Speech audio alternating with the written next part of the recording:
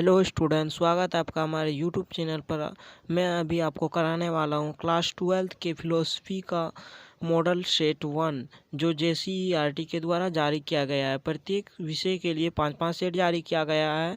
आपको और भी सारे सेट का सोल्यूशन जल्द ही मिल जाएगा। आज आपको मैं कराने वाला हूँ दर्शन शास्त्र यानी कि फिलोसफी का मॉडल सेट 1 जो कि JCERT के द्वारा जारी किया गया है।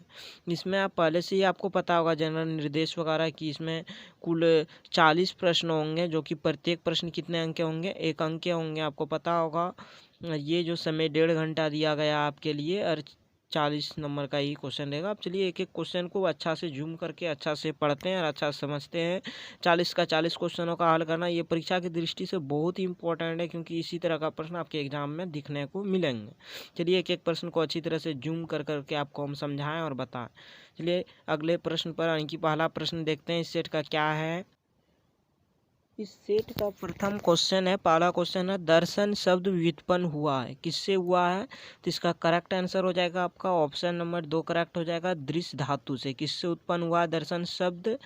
तो दृश्य धातु से ही उत्पन्न हुआ है दर्शन शब्द। अब चलिए नेक्स्ट क्वेश्चन की ओर बढ़े। दूसरा प्रश्न क्या है इस सेट का?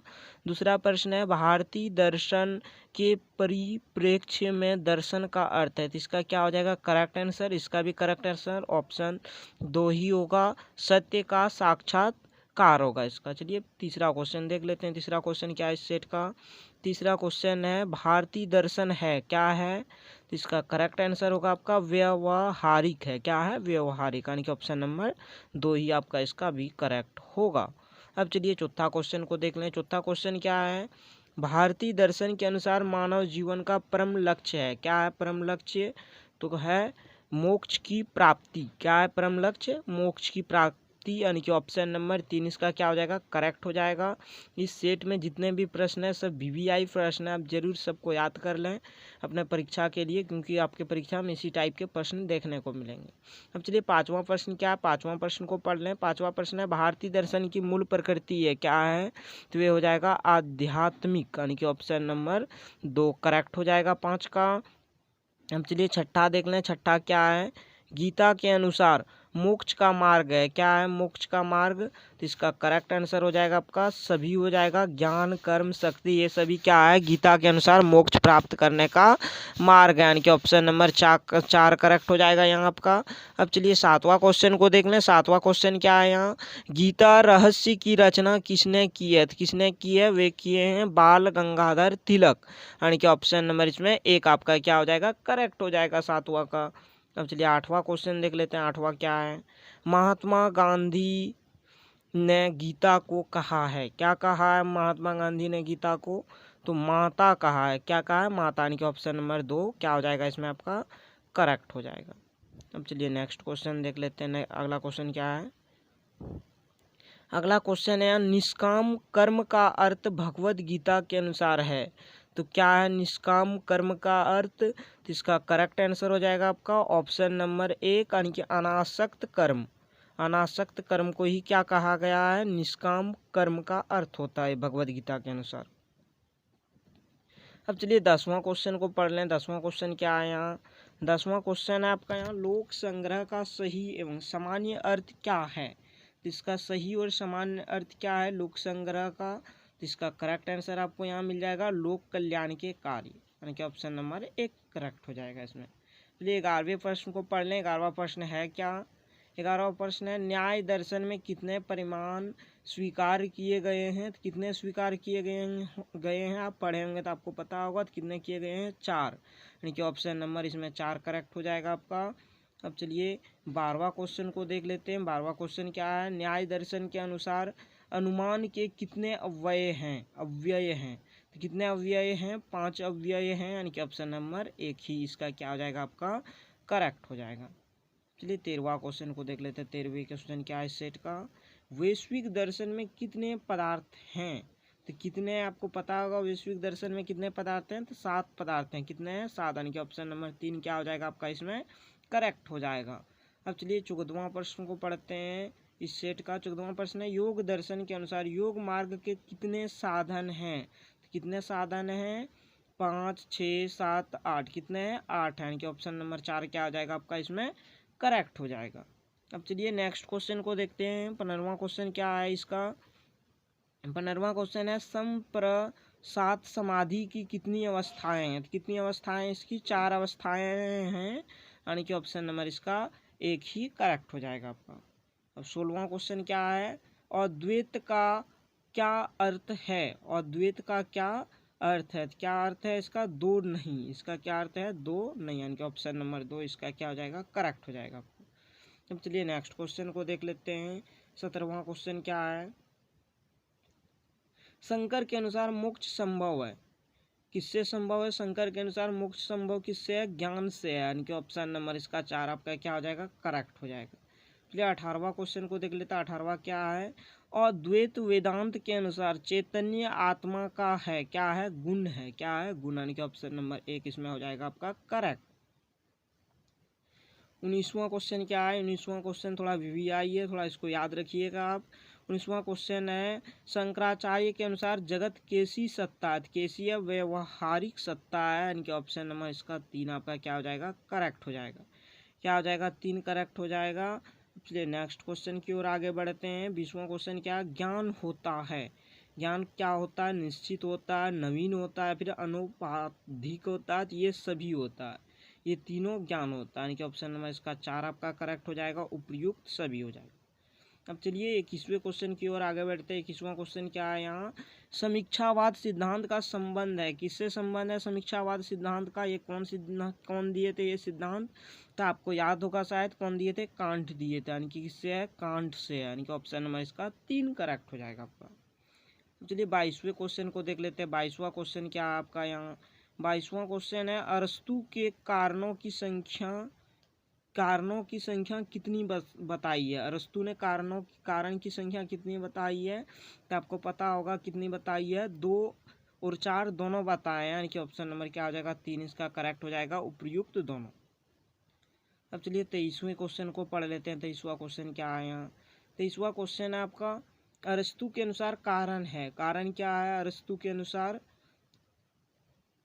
उपादान या फिर आकारिम या फिर अंतिम या फिर उपयुक्त सभी, तो इसका करेक्ट आंसर होगा ये तीनों है, यानी कि उपयुक्त सभी हो जाएगा। तो चलिए 24वें प्रश्न पढ़ते हैं। क्या है 24वां प्रश्न, इनमें से कौन भौतिकवाद के समर्थक हैं। तो भौतिकवाद के कौन समर्थक हैं, तो आपको याद होगा मार्क्स, कौन, यानी कि ऑप्शन नंबर 4 करेक्ट हो जाएगा, मार्क्स हो जाएगा। चलिए 25वां क्वेश्चन पढ़ लेते हैं। 25वां क्वेश्चन क्या है आपका यहाँ, इनमें से कौन आत्मनिष्ठ प्रत्ययवाद के समर्थक हैं। तो आत्मनिष्ठ प्रत्ययवाद के समर्थक कौन हैं, तो आपको शायद याद होगा, बर्कले थे, कौन थे, बर्कले, यानी कि ऑप्शन नंबर इसका 1 आपको करेक्ट हो जाएगा। नेक्स्ट क्वेश्चन है यहाँ, परम सत्ता की प्रकृति संबंधी सिद्धांत है।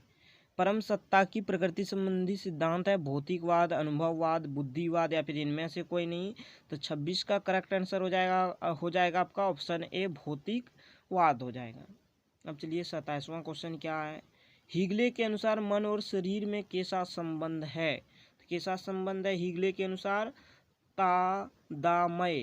तादात्मय, यानी कि ऑप्शन नंबर 1 करेक्ट हो जाएगा इसका आपका। 28वां क्वेश्चन क्या है, 28वां क्वेश्चन आपके सामने, दृष्टे इति वर्तते का सिद्धांत किसने प्रतिपादित किया। तो ये किए थे बर्कले ने, यानी कि ऑप्शन नंबर इसका 1 क्या हो जाएगा आपका यहाँ करेक्ट हो जाएगा। चलिए नेक्स्ट क्वेश्चन की ओर आगे बढ़े। नेक्स्ट क्वेश्चन है आपका यहाँ, वस्तुवाद का क्या आधार है। तो वस्तुवाद का क्या आधार है, आपको पता होगा शायद क्या आधार है, यानी कि ऑप्शन नंबर 29 का करेक्ट हो जाएगा आपका यहाँ, 4 इंद्रिय प्रत्यक्ष, क्या हो जाएगा, इंद्रिय प्रत्यक्ष। चलिए 30वां क्वेश्चन क्या है, 30वां क्वेश्चन पढ़ते हैं, शिक्षा दर्शन इनमें से किसकी शाखा है। तो शिक्षा दर्शन किसकी शाखा है, तो आपको शायद पता होगा, 30 का क्या हो जाएगा आपका, दर्शन शास्त्र हो जाएगा, क्योंकि ये दर्शन शास्त्र का ही सेट है। तो इस तरह का मनोविज्ञान इस सब का तो नहीं आना है, समाज शास्त्र का, इसमें दर्शन शास्त्र ही होगा। इस तरह आप अंदाजा भी लगा सकते हैं, या फिर याद रख लीजिए कि दर्शन शास्त्र किस शाखा के अंतर्गत आते हैं, वे दर्शन शास्त्र के अंतर्गत आते हैं। चलिए 31वां क्वेश्चन क्या आपका यहाँ, 31वां क्वेश्चन है, जल प्रदूषण का मुख्य कारण क्या है। क्या है मुख्य कारण जल प्रदूषण का, औद्योगिक बहिस्राव, या फिर घरेलू बहिस्राव, या फिर कृषि बहिस्राव, या फिर इनमें से सभी। इसका करेक्ट आंसर होगा आपका इनमें से सभी होगा 31वां का। और आपको थोड़ा सा भी अच्छा लगे, आगे सभी सेटों का सोल्यूशन चाहते हैं, तो कृपया हमारे चैनल को सब्सक्राइब कर लें और कमेंट करें, ताकि हमें पता लग सके कि हमारा वीडियो आखिर कैसे है, ताकि और आपके लिए अच्छी से अच्छे वीडियो प्रोवाइड करा सके। तब ज़रूर सब्सक्राइब करिए, इससे हमें थोड़ा मोटिवेशन मिलता है आगे काम करने का। अब चलिए आगे बढ़ते हैं, 32वां क्वेश्चन को आपको सॉल्व कराते हैं। 32वां क्वेश्चन क्या है, इनमें से कौन जैविक कारण है? तो जैविक कारण क्या है, 1 हवा, 2 प्रकाश, 3 पौधे या फिर 4 ताप। इसका करेक्ट आंसर हो जाएगा आपका ऑप्शन नंबर 3 पौधा। क्या हो जाएगा? ऑप्शन नंबर 3 पौधा। अब चलिए 33वां क्वेश्चन क्या है। 33वां क्वेश्चन आपके सामने, व्यापार कैसा व्यवसाय है? व्यापार कैसा व्यवसाय है आपको पता रहना चाहिए। लाभोन्मुखी है, लाभोन्मुखी है, यानी कि ऑप्शन नंबर इसका क्या करेक्ट हो जाएगा? आपका 2 करेक्ट हो जाएगा 33 का। 34वां क्वेश्चन क्या है, चिपको आंदोलन का संबंध किस राज्य से? तो आपको ये तो बहुत आसान क्वेश्चन है, ये तो आपको शायद पता होगा। 34 का हो जाएगा करेक्ट आंसर आपका ऑप्शन नंबर 2 उत्तरांचल। किससे? उत्तरांचल से। 35वां क्वेश्चन बहुत VVI है, इसको रट लीजिए, आप नहीं याद है तो। विश्व पर्यावरण दिवस कब मनाया जाता है? तो ये मनाए जाते हैं 5 जून को, यानी कि ऑप्शन नंबर 3 इसका क्या हो जाएगा? आपका करेक्ट हो जाएगा। कारण और कार्य होते हैं, क्या होते हैं? दोनों असमान होते हैं। क्या होते हैं? असमान, एक समान दोनों नहीं होते, यानी कि ऑप्शन नंबर इसका 2 करेक्ट हो जाएगा आपका। चलिए 37वें क्वेश्चन को देख लें। 37वां क्वेश्चन क्या है यहाँ, अनुभववाद का जन्मदाता किसे कहा जाता है? अनुभववाद के जन्मदाता बर्कले को कहा जाता है, यानी कि ऑप्शन नंबर इसका क्या हो जाएगा? करेक्ट 1 हो जाएगा। अब चलिए 38वें क्वेश्चन को देख लेते हैं। 38वां क्वेश्चन क्या है, बौद्ध दर्शन के प्रवर्तक कौन है? तो वे बुद्ध हैं। बुद्ध, यानी कि ऑप्शन नंबर 2 करेक्ट हो जाएगा, इसमें आपका 2 करेक्ट हो जाएगा। चलिए 39वां क्वेश्चन क्या है, ब्रह्म है। ब्रह्म क्या है? तो आपको पता रहना चाहिए ब्रह्म क्या है। अनिर्वचनीय है, अनिर्वचनीय है, यानी कि ऑप्शन नंबर इसका 3 आपका करेक्ट हो जाएगा। इस सेट का अंतिम क्वेश्चन आपका यहाँ है 40वां क्वेश्चन, पर्यावरण का संबंध पशु एवं वनस्पति के अतिरिक्त इनमें से किससे है? तो इसका करेक्ट आंसर क्या है? ऑप्शन नंबर 1 ईश्वर, ऑप्शन 2 मनुष्य, ऑप्शन 3 जानवर, ऑप्शन 4 देवता। तो इसका करेक्ट आंसर होगा आपका ऑप्शन नंबर 2 मनुष्य होगा। Thank you for watching this video, please support me and subscribe my channel for next video. Thank you for watching this video.